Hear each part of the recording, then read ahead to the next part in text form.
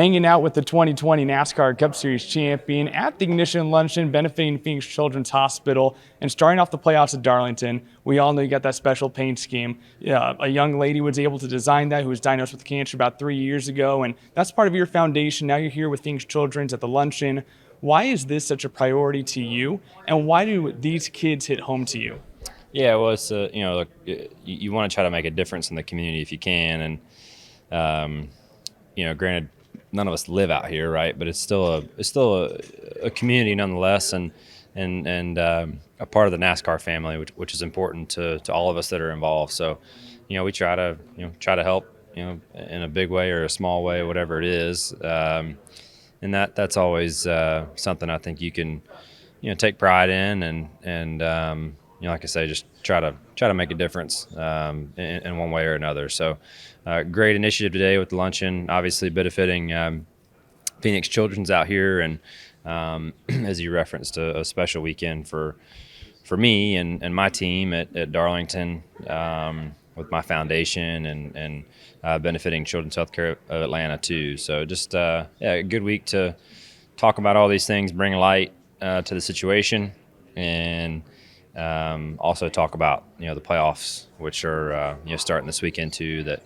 That ends here in Phoenix as well. So just fitting location for everything, and a good way to get it out there. And everyone racing towards championship weekend, November 3rd, 4th, 5th, and 6th. As someone who's been a part of the only 2 championship fours right here at Phoenix Raceway, as someone who's done it before, what does it take to make that championship 4 here and then to win it here at Phoenix Raceway? Yeah, it's tough. I mean, just getting there is tough. Got to have some things go your way for sure. You have to execute at a high level, especially in those closing weeks. And to me, it's about peaking at the right time, and that's a hard thing to do on purpose, right?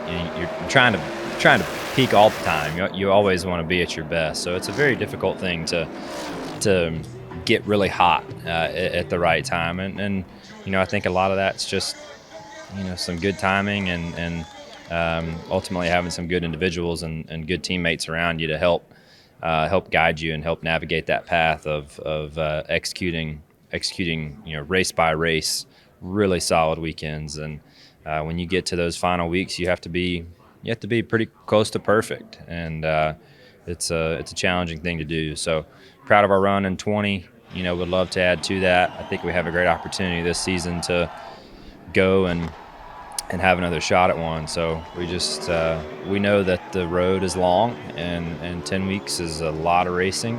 A lot can happen. You're going to make mistakes. You just want to try to minimize those mistakes and stay above water and try to be in that Final Four. If you can get to Phoenix, I think any of those guys have a shot. And winning that championship back in 2020, you were the first one to ever win a championship, a Cup Series championship here at Phoenix Raceway. That was Jimmy Johnson's last race. That was where you actually clinched your Xfinity Series championship as well. Looking back at that with your family with you in Victory Lane, sharing that moment, what do you remember the most from that championship day back in 2020? Just obviously a lot of emotion, and that's the ultimate goal, right? Is to go win a championship and be be a part of that group is hard enough, but to really check that box and in our first attempt at a Final Four was special too. We didn't really know any better, right? We had never been there, and I had never been there. Alan and some of the members of our team had with Jeff there in 15 at Homestead, but just going into that, honestly, it was really another week. I felt like in our preparation and how we went about it, it was all we kept it as straightforward as we could keep it. Tried to focus on the things that were going to make a difference in how our car drove and what was going to make us go fast, and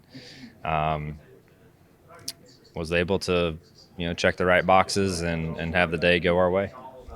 Hopefully November is going to be very busy for you, not just hopefully for competing in that championship, but you decided to check back off a box and go back and race Nitro Rallycross right here in Phoenix. Yeah. So why want to go back and do Nitro Rallycross again, and why do the selection here at Phoenix?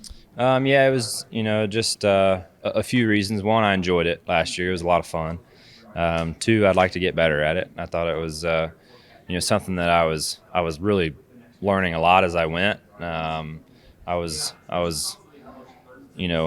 a bit below water there to start, treading water and just trying to learn a lot in a very short period of time. It was very difficult.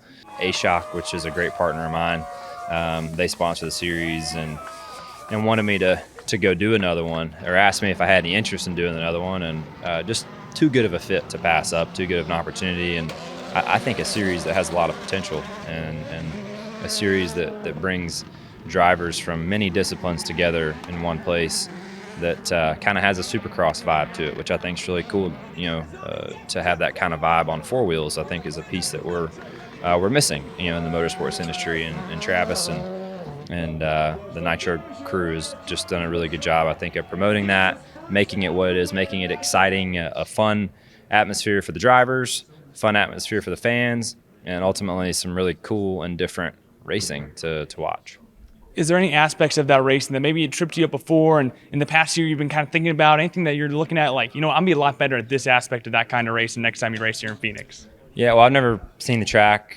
I have no idea what it looks like. And it's new. This is going to be the first time that they run on this specific course, too, so it's going to be new to kind of everyone. Yeah, I mean, those guys that do it every week obviously are going to be tough. But the cars are, all electric now, which they weren't last year.